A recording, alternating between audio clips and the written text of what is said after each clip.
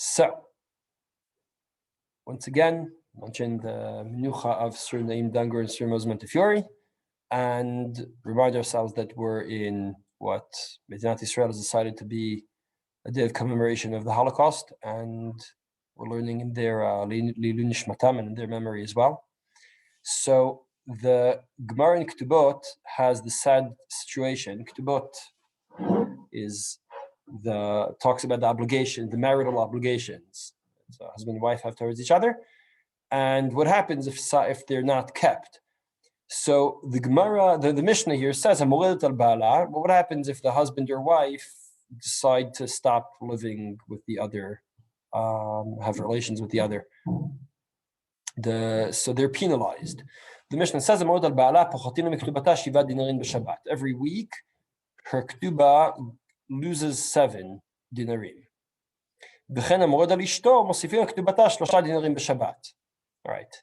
Any of you mathematicians have any idea? So the Gemara asks why is there a discrepancy between the husband and wife? We're not going to go into that aspect of it.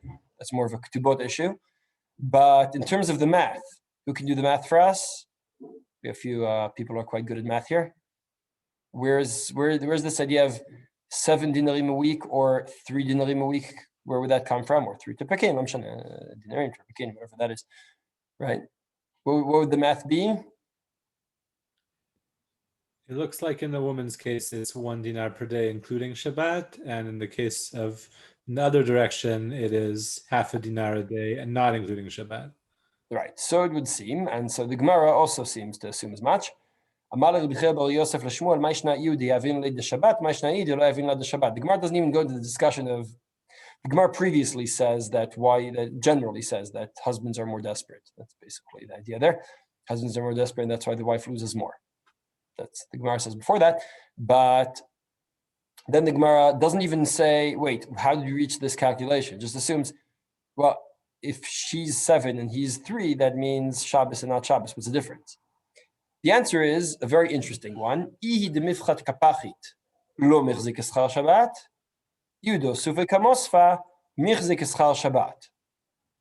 So let's see. She loses 7 dinarim every week. So if you're losing, right, and again, when we say losing 7 dinarim, we mean you have a ketubah. The ketubah says, the ketubah is an IOU, is effectively an IOU that the relevant clauses and the relevant name haven't been fulfilled yet, right? That's what a ketubah is. And we don't always like announcing that under the chuppah, even though we read the ketubah, don't understand what they're saying. The ketubah is effectively an IOU that the clauses, the tnaim haven't yet been fulfilled, right? So the husband presumably owes the wife, right, barring all the regular right tnaim, etc. But the husband owes the wife this amount of money. That's what it says in the ketubah. Every week, she'll lose some of the money there, and then we have no problem counting Shabbos. The other way of adding is a problem. Adding seems more like Schar Shabbat. Now, the big question in this sugya is, how seriously do we take it? And I'll explain what I mean. We take the sugya itself seriously, and we take the halacha that's therein seriously as well. When we say, we can say, look, it's not really Sachar of Shabbat anyway, in either direction. No one is earning anything on Shabbos, right? It's all penalties that have to do with, right? It's all a matter of penalties that have to do with marital penalties, difficult to get in Ketubot, whatever. So fine, yeah. So this sounds more like Schar Shabbat. That doesn't sound like whatever. There's no, and therefore, if we say that, there's no way of taking the sugya and learning anything. Right? If we want to, is there any inference here to do here? That's right. That's the question. Right? Is there any way to infer anything from the sugya and say, well, if the sugya says that does look like Schar Shabbat and that doesn't look like Schar Shabbat, so there would be a difference between if I have a promissory note, I have an IOU, and now we're gonna, let's say I owe Yaakov money. and so he has an IOU. I owe him the money, and it says there whatever. Could he work on Shabbat, and then the Shabbat, and then we'd slowly work down my bill? You see the question. In other words, that's what happens with the ketubah, right? The ketubah is he owes the money, but then because of a transgression, she loses parts of the ketubah, and we say that doesn't really seem like schar Shabbat. Could we do the same in a normal IOU, not in the ketubah situation? Does that work? So, as I said, there are two ways of reading this, and then we'd say the other way as well, right? That if you say, okay, well, we're going to add more to the bill based on Shabbos, that looks like schar Shabbat. Do we say, look, all of this, I just want to emphasize again what the two ways of reading this Gemara are, just for our context, right? One way of reading the Gemara is, well, ask a person on the street what sounds like schar Shabbat to him. This smells more like schar Shabbat. I know it says looks, but it smells, right? This smells more like schar Shabbat. This doesn't smell quite like schar Shabbat. So this is a penalty we're willing to do because it doesn't seem quite as bad. There's a penalty we're not going to do. That's it. Or do we say, no. In the world of Hilchot Shabbat, this is permissible, right? In other words, it's on the tip of my tongue. John, you can help me here because I think this is your field. Mifchat kapachit, right? Minimum wage? No. It's no. Sorry, no. It's that. Right. Sorry. Maybe not your field. No. Sorry. Where we're slowly. I'm working. What? Offsetting a debt. Offset the debt. Amortize. Sorry. Amortize. Amortize. I'm not sure what that means. You're paying off, right? Paying off, yeah. Right. I'm paying off. Right. So I'm paying off the debt. There are better words, right? Than paying off. Right. Use paying off. It's not good enough. I'm paying off the debt. So paying off the debt is not recognized as schar Shabbat. Only earning more debt is recognized as schar Shabbat. That's the point. That's my point. My point is there are two ways of reading this Gemara. One way says this doesn't look like schar Shabbat because it really isn't. In a parallel case in a business setting, this wouldn't be schar Shabbat either. So if you're just slowly paying off the debt, there's no issue with schar Shabbat. As opposed to if you're earning new money, if you're adding more debt, you're adding new debt, that is schar Shabbat. So why does it say michzeh? Because it's all penalties. No one's really earning anything. No money is going to come out of pocket so fast until the divorce. There's a long time till we see this, till anyone sees this money, or doesn't. Right? That's why it's michzeh. The other way of saying it is no. The whole michzeh, we're calling it michzeh because there's all a smell test. It's all a smell issue. This smells like schar Shabbat. This doesn't smell like schar Shabbat. This doesn't. It's not that you can't really learn anything from this. You can't deduce anything from this Gemara to the regular schar Shabbat cases. So this thing is a machloket. Magen Avraham says in Pochtino Ma'achov Kol Yom Kach V'Kach Lo Mikri Schar Shabbat B'Chotzei B'Zeh. He brings our Gemara as proof. It is just like this person is paying off his ketubah debt on Shabbos, so too he could work it off in other ways, or he could work off other debts on Shabbos. So working off a debt on Shabbos is permissible based on this Gemara. That's what the Magen Avraham says, and this also makes this. The Yeshod Yaakov points out this works out with another Gemara. I'm allowed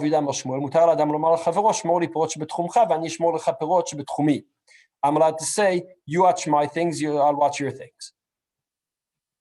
Even though we're talking on Shabbos, right? This Shabbos I'll watch everyone's fruit. Next Shabbos you'll watch everyone's fruit. Why is that allowed? Asks the. So a type of bartering is allowed?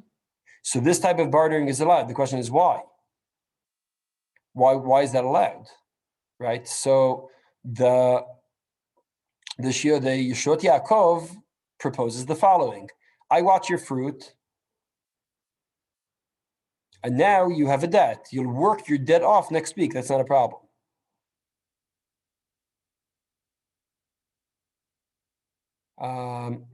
Now,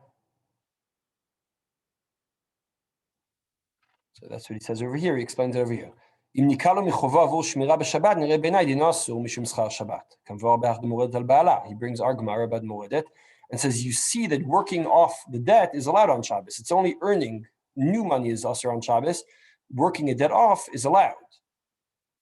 מה שנפחת לו, I'm going over here, מה שנפחת לו בעד יום השבת לא מחזיק כשכר שבת, מלפשיט הטובה, מנקים לה מחוב בעד שכר שמירה, חשוב שומר שכר, מכל מקום לא חשוב כשכר שבת, הוא הדין בזה, מה שומר עבור שמירתו לא מחזיק כשכר שבת, כיוון שלא נותן לו דבר קצוב. So the point is, since we're only working off the debt, that's why it's allowed on Shabbos. So he really does learn from our Gemara and takes it seriously, right? Says this isn't only, well, once again, as I said, you could read the Gemara not seriously. In other words, in the sense that this is all penalties. It's all a matter of sniff test. Does it sound? Does it seem? Does it look like Schar Shabbat or not? That's it. But they take it very seriously and say, no, you are allowed to work off a debt. The Magen Avraham, Yishot Yaakov say you're allowed to work off a debt on Shabbos, right? But the Ritva proposes differently. There you go. You're allowed to work off your debt on Shabbos, just like the Magen Avraham says. אבל יש לדחות, דשני האחד דלאו משום שכר שבת פחתינן לה, ולמרית העין יודעיקה למיחש, וכל דפח יתלקה מרית העין, וכל שפחות מחובו בפירוש לשכר שבת אסור. In other words, you're not allowed to earn, just like you're not allowed to earn money on Shabbos, you're not allowed to work off a debt on Shabbos either. In this case, no one's really working off any debt. It's all marit ayin. So the Ritva, as I said, doesn't take the sugi seriously. What I mean is, doesn't take it seriously in that sense, and says you can't really infer from this Gemara to our sugya. Ruki Veger concurs. Nireli haynu b'chayotze bazeh dunyan knas b'avitzchar Shabbat. Like Zmik Shabbat, v'fshad digam ken rak be'avla'a. Couple of things about right. Ruki Veger points out two things. First of all, we're talking about penalties here. This isn't a regular commerce. This isn't earning. There's all ketubah. It's all. This isn't real debt in the normal sense. It's not work either. It's not. There's no penalties. It's not. You can't deduce anything from that. That's number one. Number two, what's it say in the Mishnah? What's it in the Mishnah? Remind us of anything? Shiva dinarin b'Shabbat. What does that mean? I'll remind you. אם היה שכיר שבת, נותן לו שכרו של שבת. Right? So this is actually a case that there's no problem, there's no schar Shabbat problem anyway. Shveki Veger says this definitely is not a case you could learn anything from. Can't deduce anything from this case because it's not really a schar Shabbat case anyway. It doesn't even look like a schar Shabbat case because the parallel case would be permissible, even regardless of all the other questions of earning or deduction, or right, if you're deducing it to the bill, if you're working your bill off, whatever it is, right? Regardless of all that, this would be permissible because you're working for a full week. So Seder Kiveger, this is only it's only a sniff thing. It's only what it sounds like. In other words, we're not comfortable with writing 7 a week as a regular takanat beit din. Chazal to make a takana and you say 7 a week. Say, wait, you say 7 a week, you mean working on Shabbos? Is that what you're saying? No. It's a deduction of the ketubah. It's not. That passes the sniff test. The other way would not. That's all they mean. To have a Mishnah that says that we recognize this as an earning on Shabbos, we don't like that because it says it in the Mishnah. But it's not. But really, you're allowed to work out this way. You're allowed to work for a full week and get $700 a week because you got $100 a day, as long as you don't say it like that. Right. So in this case as well, every week. Can I ask a question? Sure.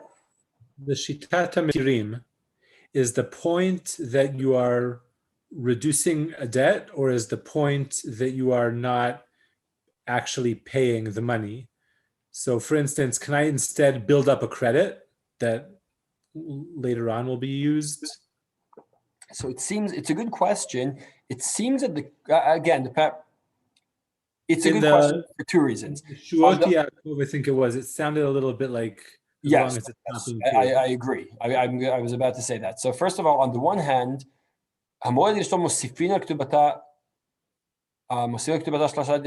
that's exactly building up credit, right? But it's credit that's going to be. Oh, right. This credit is going to be paid in cash, as it were, right? I don't know how it's going to be paid or if it will ever be paid, but the conceptually, right? It's supposed to, the assumption is it's supposed to be paid back in cash, correct? The Yeshod Yaakov, on the other hand, I'm happy you asked because I kind of cheated here, because let's say how did I read the Yeshod Yaakov? I said I owe you watching your field, right? So now I'm watching your field on Shabbos, and that's how I pay off the debt. Question: how did that begin? I started from the end where I owe you watching the field. When did this debt start? Right, the first guy who watches. Exactly. So you watched on Shabbos, and that's why I owe you, right? Why were you allowed to watch on Shabbos and for me to owe you? So it seems that what Yaakov is saying is correct.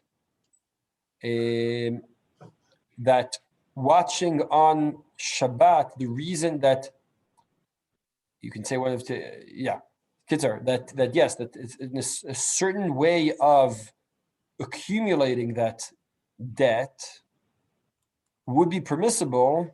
On the other hand, it can't be just in terms of your salary, right? Again, depends on what we're talking. Just take a step back. You are allowed to work. You are allowed to get monthly wages if they include Shabbat work as well. That's the first braita right at the beginning, right? So what we're talking about here is that I worked on Shabbos, and the reason I'm allowed to work on Shabbos is because I'm only going to be reimbursed in such a way where you're going to work that debt off. In that situation, it's allowed. Right? So really, we learn two things from the Yeshod Yaakov. That's why it's important that Yaakov is here to defend the Yeshod Yaakov. Very good. We learn two things from the Yeshod Yaakov. The second thing we learn is the first thing I said before, but there's a previous point. So I'll start from the end. The second thing we learn from the Yeshod Yaakov is that you're allowed to work off your debts, right? You're allowed to work, and that way, and that'll go towards your debts and work the debt off, right? On Shabbos. That the Yeshod Yaakov says is permissible. Now, before that, are you allowed to work in order to accumulate debt? The answer is depends on how it's going to be paid back. That's another chidush, right? I'm allowed to watch the field on Shabbos if what you're going to do is work that debt off as well. So that's quite a chidush in itself, right? We're going to see a couple of more poskim who say this explicitly anyway, because other poskim also have to work out this braita, this memra. It's memra where it says you're allowed to watch mine, I'll watch mine if you watch yours. We have to work that out anyway. So just a quick summary of what we've done. We had the story in Ketubot, where do we add or do we subtract from the Ketubah? Based on adding or subtracting, we decide whether you're allowed to count the Shabbos time or not. So based on this, Magen Avraham, Yeshod Yaakov say, it seems that you're allowed to work your debt off on Shabbat. The Ritva, Kveger, in the moment we'll see the Shiddegar Shaz, we haven't seen yet, but he agrees and clarifies the Kveger's point here. Say you're not allowed because that's a matter of penalty, and also it's in a way that would have been permissible in normal cases anyway, right? So that's it. They say they disagree. Now Yaakov pointed out about the Yeshod Yaakov, the other raya, the other proof was from this braita, this memra, where I say you watch my field this Shabbos, I'll watch yours next Shabbos. We learn two, says Yeshod Yaakov, we learn two things. Number one, you're allowed to work your debt off on Shabbat. Number two, you're allowed to create such a debt if you know it's on Shabbat, if you know it's going to be paid off in such a way. And that's something we're going to have to, that other poskim are going to have to deal with anyway. We'll see that shortly in the Or Sameach. Only brother Sameach and Ruki Veger and Zor Sameach. Right. Says the Gershaz, Kivan Deschal Shabbat Asur, Dumele Masar Matan. ברור שאין מקום לחלק בין זה הנוטל שכר ממש, ובין זה ששכרו הוא על ידי ניכוי מחובו. ניכוי, what's the exact word for ניכוי? There must be a word for ניכוי. I forgot to look it up before the shiur. Offset? Offset, is that the word? Okay, so I don't do enough business in English, I guess. Okay. ולא כתב המגן אברהם דשארי אלא בההיא דמורדת. דף שהבעל מרוויח, מכל מקום לא עושה כלום, ורק מזרי כשכר שבת, right? Once again, he is earning, offsetting the nikui, offsetting the bill, but he isn't doing anything, right? It's only because she's on strike, so she loses from her, she loses parts of her ktuba. But that's not really schar Shabbat. Not at all. It's just a penalty. No one's doing anything. No one's working. No one's working. So in what sense is it schar Shabbat? It's not really schar Shabbat. Forget it. That's basically what the Gershad is saying. And therefore you can't learn anything from this.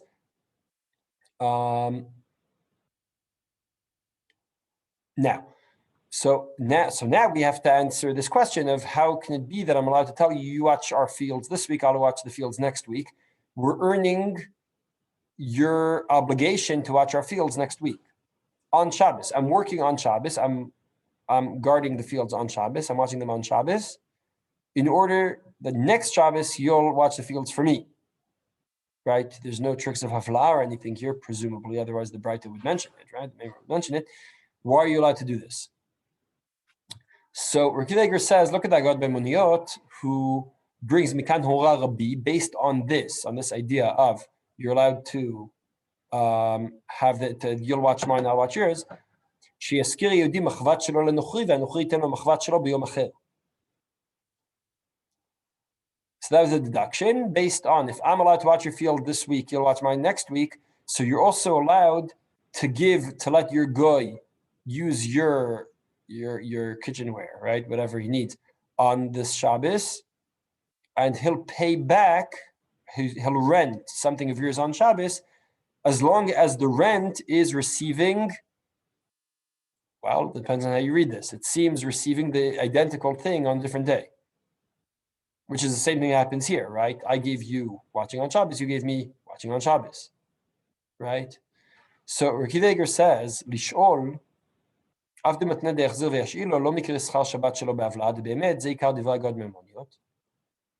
he proves it from here. He says, what's happening here is, I'm giving and taking the same thing. So we don't really recognize the earning. What is earning? Earning is, I give work and I receive wage. Now, what you could do sometimes is say, well, you worked X and you make X an hour, so now I owe you $300, and I'll pay that off by doing other work. But there was a point of translation of the wage to work, of the work to wage. And that's what you're not allowed to do on Shabbos. The translation, because what are wages? Wages is your time, the time that you spend on other people, on other people's needs, you should be compensated for, right? If you provide a service, you do your work, and you're giving your time to someone else, and you translate your time into money. Shenema, time is money, right? That's what wages are, translating your time into money. Now, in this case, was time translated into money? No. Time was translated into other time, right? This Shabbos, I had to spend my night watching the field, and I spent my time for that. And then I received the time of next Shabbos, not having to worry next Shabbos. So we traded time for time. It didn't go through, and therefore, says Reb Kiva, in a normal case, what happens is I owe you money. So we already translated the time or the goods or services, right? The time, goods, or services into wages, into money. And then you translate the money back into my work on Shabbos. And we say, well, your work on Shabbos is being translated into money in order to offset that bill. And that's what's usher, says Reb Kiva. As I said, again, if Raman Yishod Yaakov say it's okay, Reb Kiva disagrees. So Reb Kiva, what you're not allowed to do is translate the Shabbos time into money. And if you're paying a bill by working on Shabbos, what you're doing in essence is you're translating Shabbos time into money, and that's forbidden. But if all you did was trade time for time, that's not a problem. Consider?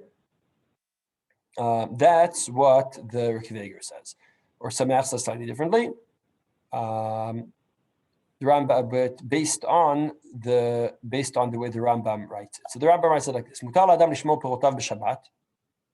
We learned about this, right? That you are allowed to go and watch the field. בין גושים בין מחוברים. אם בא אדם ליטול מהן, או בהמה וחיה לאכול מהן, גוער בהם ומכה בהם ומרחיקן. והלא דבר זה מחבציו הוא ולמה הוא מותר. Asks the Rambam, why is this allowed? You're doing work on you're working on Shabbos, right? You're watching your own field. No one's paying you, but you're working on Shabbos. You can't say you're not working on Shabbos. So why is this allowed? מפני שלא נאסר להקנות לעצמו חפצים שאינם עתה מצויים, או להסתכל ולהרוויח ולהיטפל בהנאה שתבוא לידו. אבל לשמור ממונו שכבר בא לידו עד שיעמוד כמות שהוא, מותר. So the Rambam goes on a whole long thing explaining that watching what you already have, maintaining your goods, maintaining your money, your supplies, whatever it is you're protecting, that's something that you're allowed to do on Shabbos regardless. So says the Or Samech, based on this, after the Rambam goes on this whole very long explanation, says Samech, בזה מובן, מה דקאי מלן, אומר אדם לחברו, שמור לי פירותיי שבתחומך ואני אשמור לך פירותיך שבתחומי. אף אגב שמור לי ואני לך הביא שומר שכר, מכל מקום לעניין שבת, כיוון שלא נתחדש שום ממון לאחד מהם, אלא שניהם עומדים בממונם שרי. ולא עשו חכמים.